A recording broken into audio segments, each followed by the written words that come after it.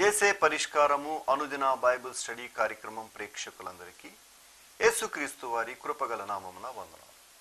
ప్రభువునందు ప్రియ దేవుని బిడ్డలారా, నేటి దినము డాక్టర్ కారుపాటి శ్యాంసాగర్ గారి ద్వారా బైబిల్ స్టడీలోని వాక్య ధ్యానమును న్యాయాధిపతుల గ్రంథము నుండి ధ్యానం చేసుకుందాం. మీరందరూ బైబిల్తోనూ నోట్బుక్తోనూ సిద్ధపడి ఉంటే డాక్టర్ కారుపాటి శ్యాంసాగర్ గారు ప్రార్థన చేసి ఈ దినపు వాక్య పరిచర్య చేస్తాం. ప్రభువునందు ప్రియ దేవుని బిడ్డలారా, ఈ రాత్రి కాలపు వాక్య భాగం కొరకు సహకారాన్ని ఇస్తున్న కుటుంబం పెద్దపాడు వాస్తవ్యులు నందమాల సువేశ్వరరావు గారు, తెరేజమ్మ గారు, కుమారులు విజయ్ కుమార్, ఉదయ్ కుమార్, అశోక్ కుమార్ గారు సహకారాన్ని ఇస్తున్నారు. సువిశ్వేశ్వరరావు గారికి, తెరేజమ్మ గారికి, విజయ్ కుమార్, ఉదయ్ కుమార్, అశోక్ కుమార్ గారులకు ప్రత్యేక కృతజ్ఞతలు.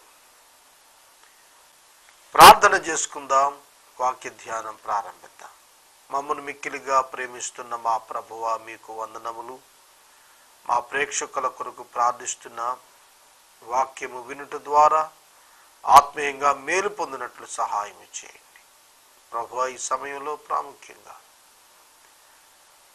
తెరేజమ్మ గారి కుటుంబం కొరకు, వారి బిడ్డల కొరకు ప్రార్థిస్తున్నాం. దీవించండి, ఆశీర్వదించండి. సువార్త ప్రకటిస్తున్న వారి కంటే ప్రకటింప చేస్తున్న వారు మరింత దీవించబడ్డవారు, వారిని దీవించండి. నేటి వాక్య ధ్యానం ద్వారా వింటున్న వారు విశ్వసించుటకు కృపనివ్వండి. యేసునామములో ప్రార్థిస్తున్నాము తండ్రి, ఆమేన్. ప్రభువునందు ప్రియ దేవుని బిడ్డలారా, దయచేసి మీ పరిశుద్ధ బైబిల్ గ్రంథాన్ని తెరవండి.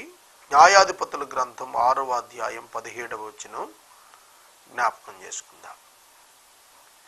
యెహోవా దూత గిద్యోను అను భక్తునికి ప్రత్యక్షమయ్యాడు. మిద్యానీయులను హతం చేసి ఇశ్రాయేలీయులకు నెమ్మది కలిగించుట కొరకు గిద్యోనును దేవుడు ఏర్పాటు చేసుకున్నాడు అనే విషయం గిద్యోనుకు దేవుడు స్వయంగా చెప్పారు. యెహోవా దూత అతనికి కనబడెను. అదే యెహోవా దూతను యెహోవా అని కూడా వాడారు. కనుక త్రిత్వ ప్రత్యక్షతలో కుమారుని యొక్క ప్రత్యక్షత ఇది. వాక్కు శరీరధారిగా పాత నిబంధన గ్రంథంలో సశరీరుడిగా ప్రత్యక్షమైన ప్రత్యక్షతలేవి. యెహోవా అనేటువంటి పదం ఈ దూతకు వినియోగించబడినట్లుగా ఈ అధ్యాయంలో చాలా తేటగా కనిపిస్తుంది. యెహోవా దూత గిద్యోనును బలపరిచి బలము తెచ్చుకోమని సెలవిచ్చి, ఒక మనిషిని చంపేటట్లుగా మిద్యానీయులను చంపుతావు కాబట్టి బలము తెచ్చుకోమని ఒక ఆదేశం ఇచ్చారు. దానిని విశ్వసించినటువంటి గిద్యోను ఒక అభ్యర్థన, ఒక సూచన కోరుతూ చేశాడు. దేవా, నీవిక్కడే ఉండు, నీవే ఆయనవు, అంటే నీవే దేవుడవు, నీవే సృష్టికర్తవు, నీవే రక్షకుడవు, నీవే దైవ ప్రత్యక్షతవు అని మేము తెలుసుకునేటట్లుగా నువ్వు ఇక్కడే కూర్చొనుండు, నేను పని చేస్తాను అని పరిగెత్తుకొని వెళ్ళి ఒక మేక పిల్ల తీసుకొచ్చాడు. దానిని అక్కడ బలి ఇస్తున్నాడు, దానిని అంగీకరించమంటున్నాడు.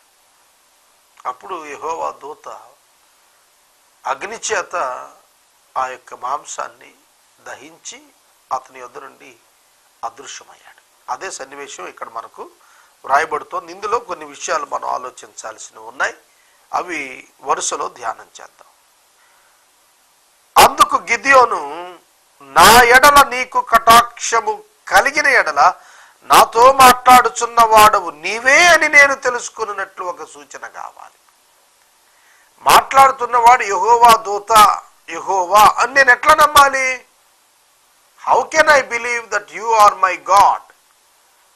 కాబట్టి ఒక సూచన దయచేయి, నాకు ఒక సూచన దయచేయి. ఆ సూచన బట్టి నేను నమ్ముతాను. చూడండి, తాను విశ్వసించటానికి అటు ఇటుగా ఆలోచించే వ్యక్తి కాదు. ప్రాక్టికల్గా ఆలోచిస్తున్నాడు. దేవుడు కనబడ్డాడు అని చెప్తే ఎవరు నమ్ముతారు? దేవుడు నన్ను వెళ్ళమన్నాడు అని అంటే ఎవరు వస్తారు అతనితో యుద్ధానికి? చాలా గొప్ప సైన్యం ఎదురుగా, మిద్యాను సైన్యం మిడతల వలె ఉంది మైదానాల్లో.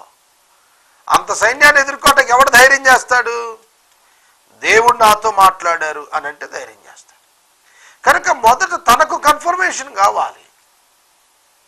తనకు సూచన కోరుతున్నాడు. అందుకనే అది ప్రభు అంగీకరించారు. నేను నీ ఎద్దుకు వచ్చిన అర్పణను బయటకు తెచ్చి నీ సన్నిధిని దాన్ని పెట్టి వరకు ఇక్కడ నుండి వెళ్ళకు అని వేడుకొనగా ఆయన నీవు తిరిగి వచ్చే వరకు నేను ఉంటాను అన్నారు. అప్పుడు గిదియోను లోపలికి పోయి మేకపిల్లను, తూమెడి పిండిని, పొంగని భక్ష్యాలు సిద్ధపరిచి ఆ మాంసం గంపలో ఉంచి అది వండిన నీళ్లను కుండలో పోసి ఆయన కొరకు ఆ మస్తకి వృక్షం కింద దాన్ని తీసుకుని వచ్చి దగ్గర ఉంచగా, చూడండి ఇక్కడ ఒక పదం అర్థం చేసుకుందాం. ఆయన కొరకు అనే పదం అర్థం చేసుకుందాం. ఆయనకి ఎందుకు భోజనం? ఇది బలి అర్పణ, ఇది ఆహారం కాదు, మనుషులు భుజించే ఆహారం కొరకు కాదు. దేవుడు అంగీకరించడానికి బలి అర్పణగా ఇవ్వబడిన మాంసం. అందుకనే దేవుడుగా నీవున్నావని నేను తెలుసుకోవటానికి నీకు ఈ విధంగా బలిస్తున్నాను అని భోజనం తెచ్చిపెట్టాడు. ఆ మస్తకే వృక్షం కింద దాన్ని తీసుకుని ఉంచినప్పుడు దేవుని దూత ఆ మాంసమును, పొంగన భక్ష్యాలు పట్టుకుని రాతి మీద పెట్టి నీళ్లు పోయమని చెప్పి చెబుతున్నాడు గిద్యోనుతో.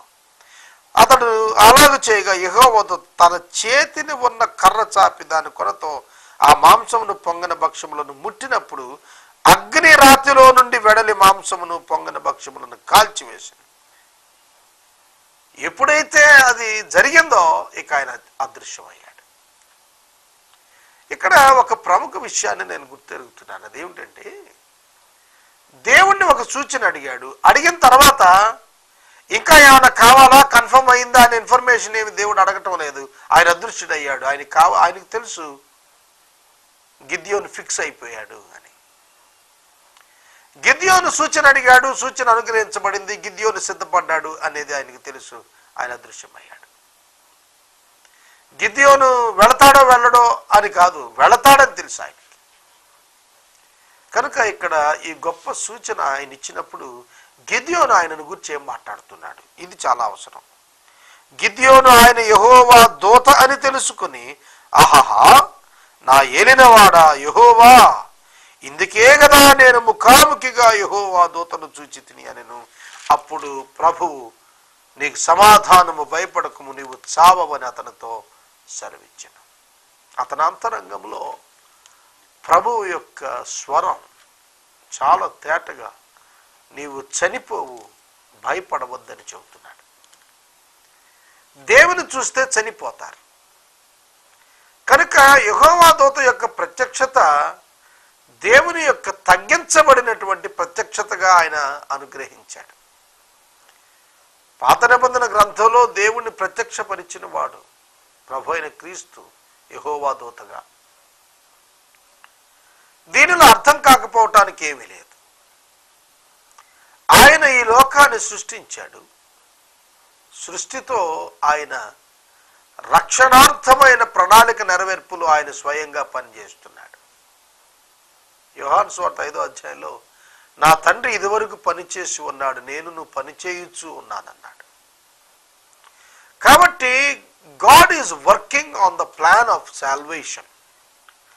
రక్షణ సంకల్పపు నెరవేర్పులో ఆయన స్వయంగా పనిచేస్తున్నాడు. ఈ విషయాన్ని మనం గుర్తెరగాలి. కనుక ఆయనను అర్థం చేసుకోవటానికి, ఆయనను గ్రహించటానికి ఈ విషయాలు మనకు ఉపకరిస్తాయి. అక్కడ గిద్యోను యెహోవా నామమును బలిపీఠం కట్టి దానికి యెహోవా సమాధానకర్త అని పేరు పెట్టాడు. నేటి వరకు అది అబీ ఎజ్రీయుల ఓఫ్రాలో ఉన్నది. యెహోవా సమాధానకర్త. యెషయా గ్రంథంలో మనం 9వ అధ్యాయం 6వ వచనం నుండి చూస్తున్నప్పుడు భక్తులు కూడా చెబుతాడు, ఆయన సమాధానకర్త అగు అధిపతి అని చెప్పాడు. అంటే యేసుక్రీస్తు ప్రభువే దేవుడు. దేవుడు సమాధానకర్త. దేవుడు తన ప్రత్యక్షతను గిద్యోనికి ఇచ్చిన అతను చంపలేదు. భయపడకు, నువ్వు చనిపోవని చెప్పాడు. గాబ్రియేలు దూత వేరు, మిఖాయేలు దూత వేరు, దైవదూతలు వేరు, యెహోవా దూత వేరు. యెహోవా దూత యెహోవాగా పిలువబడ్డాడు. గాబ్రియేలు దూత యెహోవాగా పిలువబడ్డాడు. మిఖాయేలు దూత యెహోవాగా పిలువబడలేదు. యెహోవా దూత యెహోవాగా పిలువబడ్డాడు. ఇది పాత నిబంధనలో చాలా తేటగా భక్తుల చరిత్రలో మనం కనిపిస్తుంది.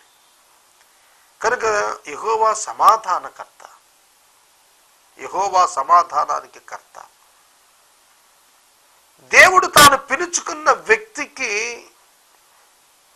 తాను పరిపూర్ణ విశ్వాసములోనికి రావటానికి కావలసిన ప్రతిదానిని ఆయన ఇస్తాడు, ప్రతిదాన్ని ఇస్తాడు. కనుక నమ్మటం మన వల్ల అయితే ఆయనకి సమస్తం సాధ్యం చేయటానికి. కాబట్టి ఇక్కడ గిద్యోను ఇప్పుడు నమ్మగలిగాడు, ఒక సూచన చూసినాక నమ్మగలిగాడు. తోమా గారితో ప్రభువు చెప్పిన జవాబు అదే, నువ్వు చూచి నమ్మావు, చూడక నమ్మిన వాడు ధన్యుడు అన్నాడు. విశ్వాసం యొక్క నిరీక్షణ ఏమిటి? చూడక నమ్మటమే, చూసి నమ్మటం కాదు. గిద్యోను కంటే మనం శ్రేష్టమైనటువంటి విశ్వాసంలో ఉన్నాం, అనగా చూడక నమ్మా, విని నమ్ముతున్నాం. మనం చూచి కాదు నమ్మింది. అపోస్తలులు చూచారు, నమ్మారు. విశ్వాస ప్రమాణ వాక్యం మనకుంది, అంతకంటే శ్రేష్టమైన వాక్యం దేవుని వాక్యం మనకుంది. ఆ వాక్యాన్ని బట్టి నమ్ముతున్నాం. అందుకని అంటాడు, గిద్యోను యెహోవా నామమున బలిపీఠాన్ని కట్టాడు. పాత నిబంధన గ్రంథంలో భక్తులు బలిపీఠాలు కట్టారు, ఆల్టర్స్ అంటారు. అంటే దేవుని సన్నిధిని వారు కృతజ్ఞతగా తమ జీవితాలు సమర్పించుకోవటానికి సాదృశ్యమైన బలులను ఇవ్వటానికి ఇక్కడ ఇవ్వబడిన ఆల్టర్స్ కృతజ్ఞత కొరకు చేయబడ్డాయి. తర్వాత 25వ అధ్యాయం. మరియు ఆ రాత్రి యందు యెహోవా నీ తండ్రి కోడెను, అనగా 7 ఏండ్ల 2వ ఎద్దును తీసుకుని వచ్చి నీ తండ్రి కట్టిన బయలు యొక్క బలిపీఠమును పడగొట్టి దానిపైన ఉన్న దేవతా స్తంభాన్ని నరికేసి తగిన ఏర్పాటుతో ఈ బండ కొనను నీ దేవుడైన యెహోవాకు బలిపీఠం కట్టి ఆ 2వ కోడెను తీసుకుని వచ్చి నీవు నరికిన ప్రతిమ యొక్క కర్రతో దహన బలి అర్పించుమని అతనితో చెప్పాడు. కాబట్టి గిద్యోను తన పని వారిలో 10 మందిని తీసుకొని యెహోవా తనతో చెప్పినట్లుగా చేశాను. అతడు తన పితరుల కుటుంబమును ఆ ఊరి వారికి భయపడినందున పగలు దాన్ని చేయలేక రాత్రి వేళ చేశాను. చూడండి, మనష్షే గోత్రానికి చెందిన గిద్యోను అతని యొక్క తండ్రి నిర్మించినటువంటి విగ్రహారాధన సంబంధమైనటువంటి బయలుదేవతల యొక్క స్తంభాలను, బలిపీఠాలను కట్టాడు. వాటిని దేవుడు నరికేయమంటున్నాడు, ప్రక్షాళన చేపట్టాడు. గిద్యోను ఆధ్యాత్మిక విజయాన్ని అందుకునే ముందు మార్గాన్ని సరళం చేస్తున్నాడు. దేవునికి అనుకూలం కానిది వారి మధ్య నుండి పరిహరించేస్తున్నాడు. ప్రజల భయంతో, ఊరి వారి భయంతో పగటిపూట ఆ పని చేయలేదు, రాత్రి చేశాడు అన్నాడు. ఇంకా మీరు అర్థం చేసుకోవచ్చు ఇశ్రాయేలీయులు ఎంత విగ్రహారాధనలో మూర్ఖంగా కూరుకుపోయారనేది మనకు అర్థమవుతుంది. రాత్రి వేళ ఇలా జరిగిందనేది వారు పసిగట్టారు. ఈ పని ఎవరు చేశారని ఒకరితో ఒకరు చెప్పుకుంటూ విచారణ చేసి యోవాషు కుమారుడైన గిద్యోను పని చేసినట్టు తెలుసుకున్నారు. కాబట్టి ఆ ఊరువారు నీ కుమారుడు బయలు యొక్క బలిపీఠం పడగొట్టి దాని పైగా ఉన్న దేవతా స్తంభం పడద్రోసిన కనుక అతడు చావాలి అని చెప్పారు. వాడిని బయటకు తీసుకోమని చెప్పగా యోవాషు తనకు ఎదురుగా నిలిచిన వారందరితో, మీరు బయలుపక్షంగా వాదింతురా, మీరు వాడిని రక్షించుదురా? వాని పక్షముగా వాదించువాడు ఈ పొద్దులనే చావాలి. ఎవడో వాని బలిపీఠం విరగొట్టిన కనుక వాడు దేవత అయినందున తన పక్షమును తానే వాదించవచ్చును. ఒకడు తన బలిపీఠమును విరగొట్టినందున అతనితో బయలు వాదించుకొననిమ్మని చెప్పి ఆ దినమున అతనికి యెరుబ్బయలు వాదించువాడు అని పేరు పెట్టాడు. మిద్యానీయులందరూ, అమాలేకీయులందరూ, తూర్పు వారందరూ కూడి వచ్చి నది దాటి యెజ్రెయేలు మైదానంలో దిగగా యెహోవా ఆత్మ గిద్యోనును ఆవేశించెను. దేవుని యొక్క ఆత్మ చేత ప్రేరణ పొందుతున్నాడు గిద్యోను. అతడు బోర ఊదినప్పుడు అబీయెజరు కుటుంబం వారు మొదట అతని దగ్గరికి వచ్చారు. అతడు మనష్షీయుల యొద్దకు దూతలను పంపగా వారు కూడా కూడుకొని వచ్చారు. ఆషేరు, జబులూను, నఫ్తాలి గోత్రాల యొద్దకు దూతలను పంపగా వారు కూడా కూడుకొని వచ్చారు. అప్పుడు గిద్యోను, నీవు సెలవిచ్చినట్లు నా చేత ఇశ్రాయేలీలను రక్షింప ఉద్దేశించిన ఎడల, ఇంకో సూచన అడుగుతున్నాడు. నేను కళ్ళెమున గొర్రెబొచ్చు ఉంచిన తర్వాత నేల ఎంతయు ఆరి ఉండగా ఆ గొర్రెబొచ్చు మీద మాత్రము మంచు పడు ఎడల నీవు సెలవిచ్చినట్లు ఇశ్రాయేలీలను నా మూలంగా రక్షించదవని నేను నిశ్చయించుకుందునని దేవునితో అనెను. అలాగుననే జరిగెను. ఎఫ్రాయిమీని పిలవలేదు, మిగతా గోత్రాన్ని పిలిచాడు. వారందరూ వచ్చారు. వారందరూ ఎదుట దేవునికి మనవి చేస్తున్నాడు. ఒక గొర్రెబొచ్చును అక్కడ ఉంచి చుట్టూత ఎండి ఉండాలి. ఆ గొర్రెబొచ్చు మీద మాత్రమే మంచు పడాలి. ఎట్లా సాధ్యం? మంచు పడితే ప్రదేశం అంతా పడాలి కదా. కానీ దేవుణ్ణి సూచన అడుగుతున్నాడు, నీవు నా ద్వారా ఇశ్రాయేలీలకు రక్షణ ఇస్తావని. అప్పుడు అతడు ఏ విధంగా ప్రార్థించుకున్నాడు అలాగే జరిగింది. కొన్ని సూచనల ద్వారా పాత నిబంధన గ్రంథంలో దేవుని బిడ్డలు ముందుకెళుతూ వచ్చారు. తర్వాత ప్రొద్దున లేచి ఆ గొర్రెబొచ్చును పిండినప్పుడు మంచు నీరుగా ప్రవహించింది. అప్పుడు గిద్యోను, నీ కోపం నా మీద మండనీయద్దు, ఇంకొక మారే నిన్ను శోధిస్తున్నాను. నేల అంతటి మీద మంచు పడి ఉండగా ఆ గొర్రెబొచ్చు మాత్రము పొడిగా ఉండేటట్లు సెలవిమ్మన్నాడు. ఆ రాత్రి దేవుడు అలాగనే చేశాడు కాబట్టి నేల అంతా మంచు ఉండి ఆ బొచ్చు మాత్రము పొడిగా ఉంది. మొదటి దినం గొర్రెబొచ్చు మాత్రమే మంచు పడింది, చుట్టుపక్కల నేల ఎండిందిగా ఉంది. రెండవ రాత్రి నేలంతా తడిసింది, గొర్రెబొచ్చు మాత్రము పొడిగా ఉంది. ఈ రెండు సూచనలు వచ్చేటప్పటికి మిగిలిన వారికి కూడా ఒక కన్ఫర్మేషన్ వచ్చింది. దేవుడు గిద్యోన్ని పిలిచాడు. మిద్యానీయులను అమాలేకీయులను మిడతలుగా ఉన్న సైన్యాన్ని అప్పగించేస్తాడు. ఇక మనం యుద్ధానికి వెళ్ళవచ్చు, మనం సౌఖ్యంగా యుద్ధం చేయొచ్చు. ఇక దేవుడు మన పక్షంగా వచ్చాడు. మన పితరులు మనకు చెప్పిన అన్ని విషయాలు కూడా ఇప్పుడు మనం కనులారా దేవుని శక్తిని చూడబోతున్నాము. దేవుడు అనుగ్రహించేటువంటి ఉన్నతమైనటువంటి ఆ గొప్ప కార్యాలను మనం చూడగలుగుతామనేటువంటి భావానికి వారు వచ్చారు.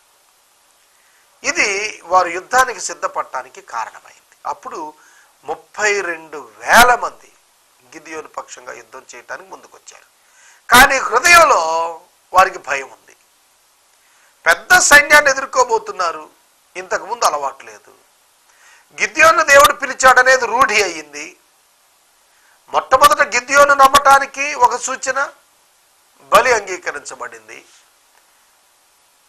మిగతా గోత్రాల వారు నమ్మటానికి గొర్రెబొచ్చు చేత 2 పర్యాయాలు సూచనలు ఇవ్వబడ్డాయి. ఇక యుద్ధానికి బయలుదేరుతున్నారు.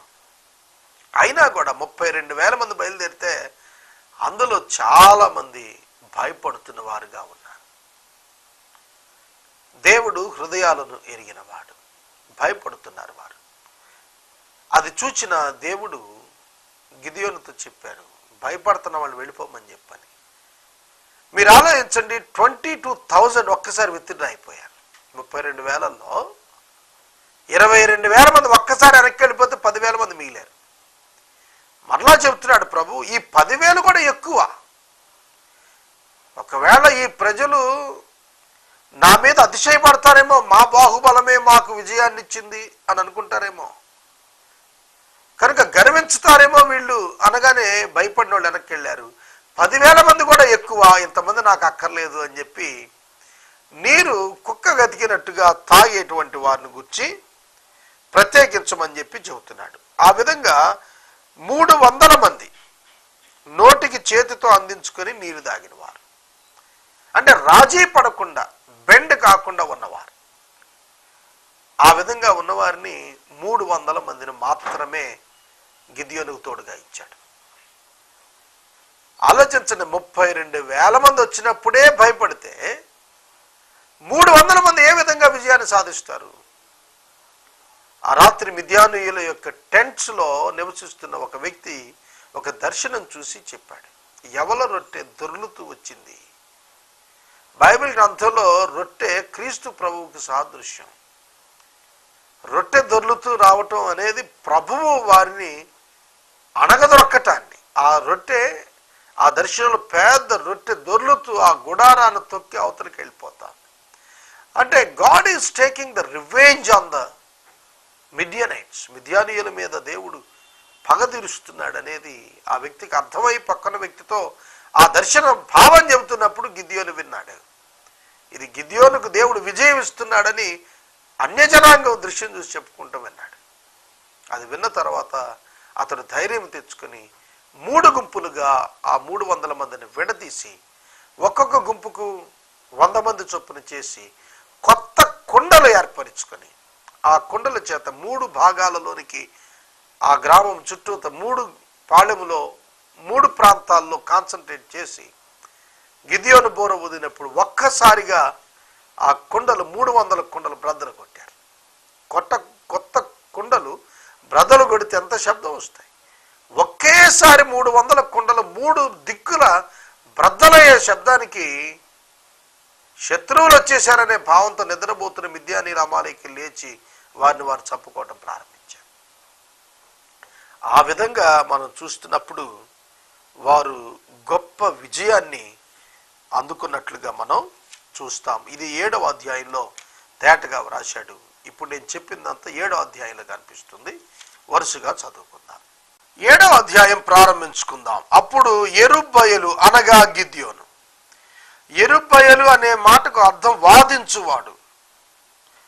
బయలుదేవత సంబంధిత బలిపీఠం పడగొట్టినప్పుడు ప్రజలు అతను చంపాలని ప్రయత్నించారు. కానీ ఎప్పుడైతే దేవుడు అతను కోరుకున్నాడని తెలిసిందో అతను వెంబడించడానికి ఇష్టపడ్డారు. అంటే ప్రజలలో కూడా మార్పు వచ్చిందనేది ఇక్కడ మనకు అర్థం అవుతుంది. కనుక ప్రజల్లో మార్పు రాకపోతే విజయం ఇచ్చి ఉపయోగం లేదు, విడిపించి ఉపయోగం లేదు. కనుక మారు మనసు పొందకపోతే నీవు రక్షించబడ్డావని చెప్పుకున్నా దాని ఫలితం కనపడదు, దాని ప్రభావం లోకంలో కనపరచలేదు. రక్షించబడిన వ్యక్తి మారు మనసు పొందకపోతే ఉపయోగం ఏమిటి? అది ఎవరి వల్ల తెలుస్తుంది? కాబట్టి మారు మనసు పొంది సువార్తను నమ్మమన్నాడు. మారు మనసు పొంది యేసును నమ్మాలి. కనుక మారు మనసు, పశ్చాత్తాపము, ప్రభువును నమ్మటం అనేటువంటిది ఇంటర్లింక్డ్గా మనం తీసుకోవాలి. రక్షణకు మారు మనసుకు సంబంధం ఏమిటి? రక్షణ యేసుక్రీస్తునందల విశ్వాసం వల్ల వచ్చింది. రక్షించబడిన వాడు మారు మనసు పొందిన వాడై ఆ రక్షణను ఈ లోకంలో కనపరచగలుగుతాడు. కనుక ప్రభు బిడ్డలు మార్పు నొందిన వారుగా కనపడకపోతే ప్రభువుకు సాక్ష్యం ఏది? కనుక ఈ రాత్రికాలం నేను మనవి చేస్తున్నాను, పీపుల్ మస్ట్ బి ట్రాన్స్ఫార్మ్డ్. ప్రజలలో మార్పు రాకుండా దేవుడు ఏ కార్యం చేసినా వారు దాన్ని గ్రహించలేరు, దాన్ని స్వీకరించలేరు. యెరుబ్బయలు అంటే గిద్యోను గారు ఎప్పుడైతే దేవుడు తనను పిలిచాడనేది వారి ఎదుట రుజువుగా పొందగలిగాడో ఇక అతను వెంబడించడానికి వాళ్ళు ఇష్టపడ్డారు. గిద్యోను అతనితో ఉన్న జనులు వేకువను లేచి హరోదు బావి యొద్ద దిగగా లోయలోని మోరే కొండ ఉత్తరంగా మిద్యానీయుల దండుపాళెం వారికి కనపడెను. యెహోవా, నీతో ఉన్న జనులు ఎక్కువ మంది, నేను వారి చేతికి మిద్యానీయులను అప్పగింప తగదు. యెహోవా మాట్లాడుతున్న మాట ఆశ్చర్యం. ఇంత గొప్ప సమూహం 32,000 మందికి సరిపోద్దా అని వాళ్ళు అనుకుంటుంటే ప్రభు అంటున్నారు, ఇంతమందికి నేను అప్పగించడం తగదు నాకు అంటున్నాడు. అదేమిటి? ఆయన స్టాండర్డ్కి అది చాలదు. మనకైతే ఎక్కువ సైన్యం కావాలి, ఆయనకైతే అసలు అంత తక్కువ సైన్యం కావాలి. మనం అనుకుంటాం చాలా డబ్బు ఉంటే సేవ చేయగలుగుతాం అనుకుంటాం, చాలా అల్పం ఉంటే గొప్ప సేవ జరుగుతుంది. చూడండి, 5 రొట్టెలు 2 చిన్న చేపలు చూసిన వారు ఎవరైనా ఇన్ని వేల మంది ఆకలి తీరుతుంది అనుకున్నారా? శిష్యులు ఏమనుకున్నారు? మేము 200 దేనారములతో రొట్టెలు కొనుక్కొని రావాలా అని అడిగారు.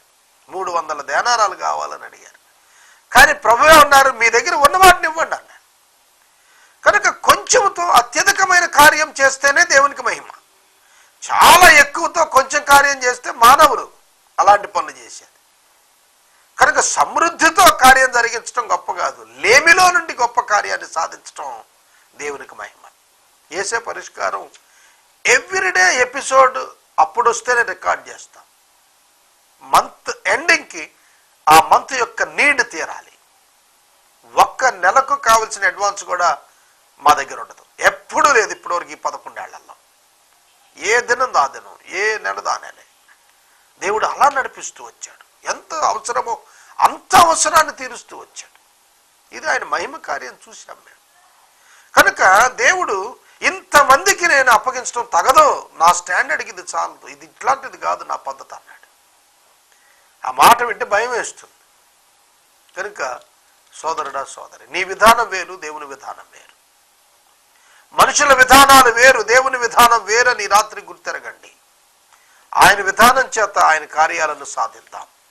ఈ రాత్రి కాలపు వాక్య భాగం కొరకు సహకారము ఇచ్చినటువంటి కుటుంబం పెద్దపాడు వాస్తవ్యులు నందమాల సువిశ్వేశ్వరరావు గారు, తెరేజమ్మ గారు, కుమారులు విజయ్ కుమార్, ఉదయ్ కుమార్, అశోక్ కుమార్. ఈ కుటుంబాన్ని ప్రభు దీవించును గాక. వీరికి ప్రత్యేక కృతజ్ఞతలు. మనం ఇంతవరకు డాక్టర్ కారుపాటి శ్యాన్సాగర్ గారి ద్వారా బైబిల్ స్టడీలోని వాక్య ధ్యానమును న్యాయాధిపతుల గ్రంథము నుండి ధ్యానం చేసుకున్నాము. ఈ కార్యక్రమం ద్వారా మీరు పొందుకొనుచున్న ఆత్మీయ మేలులు ఒక ఉత్తరం ద్వారా మాకు తెలియజేయండి. మీ ప్రార్థనా మనవులు మాకు తెలియజేస్తే యేసే పరిష్కారం కార్యాలయంలో ఏర్పాటు చేసిన ప్రత్యేక ప్రార్థనా శిబిరంలో మీ కొరకు ప్రార్థిస్తాం. మీ కుటుంబ పక్షముగా ఒక ఎపిసోడ్ ప్రసారం చేయాలనుకున్నారు మాకు తెలియజేస్తే మా సిబ్బంది మీ గృహాలను దర్శిస్తారు. ముగింపు ప్రార్థన ఆశీర్వాదాలతో ఈ కార్యక్రమాన్ని ముగించుకుందాం. ప్రార్థన చేసుకుందాం. తలలు వంచండి. మమ్మల్ని మిక్కిలిగా ప్రేమిస్తున్న ప్రభు మీకు వందనాలు. మిమ్మల్ని గ్రహించుటకు, అర్థం చేసుకోవటానికి నేర్పించండి. మీరిచ్చే రక్షణ మాకెంతో ఆశీర్వాదం, నిత్య రాజ్య జీవం, నిత్య జీవ ప్రసాదం. దీన్ని మేము గ్రహించడానికి కృప చేయండి. తెరేజమ్మ గారి కొరకు వందనాలు. బిడ్డలను దీవించండి. విదాసుని ఆశీర్వదించండి. కుటుంబాన్ని హెచ్చించండి. ఈ మాసాంతం వరకు ఎపిసోడ్ సహకారాలను పంపించండి. రేపటి వాక్య భాగం కొరకు ఎపిసోడ్ సహకారాన్ని పంపండి. మా రక్షకుడు యేసయ్య ద్వారా ప్రార్థిస్తున్నాం తండ్రి. ఆమేన్. మన తండ్రి అయిన దేవుని ప్రేమ, కుమారుడైన యేసయ్య కృప, పరిశుద్ధాత్మ దేవుని యొక్క అన్యోన్య సహవాసం సదాకాలం మనందరికీ తోడై ఉండును గాక. ఆమేన్.